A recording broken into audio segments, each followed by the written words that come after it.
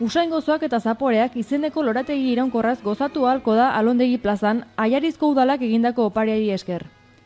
Jendeak asko atsegin dituen landare aromatikoz hornituri dago lorategia. Landare hauek oso ohikoak izan ohi dira landa eremuetan eta lurrin bezala ez ezik, gastronomian ere oso erabiliak dira. Usain gozoak zabaltzen dituzten landare hauek jangarriak diren lorontzietan hazten dira. Galiziako Aiariz herritik etorri den lorategia da Alondegia plazan jarri dutena.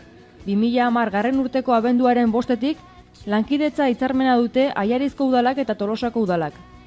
Hitzarmen honen ondorioz, ekarri dute Aiariz herritik usain gozoak eta zaporeak lorategia. Hitzarmen honek lehen sektorea eta landa auzoen garapena du helburu.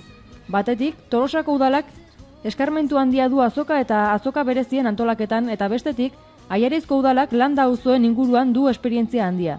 Horiek horrela eta hitzarmenari men eginez, lankidetza eta aholkularitza eskaintzen die elkarri gai edo arlo horiek lantzeko. Tolosak ere bide beretik jotzeko asmoa du eta Alondegi plazako lorategia maiatzean Zumardiandian ikusgai izango den lorategi iraunkorraren jaialdian aurkezpen moduan dela esan daiteke. Bertan, gisa honetako beste 6 lorategi bisitatzeko aukera izango dugu.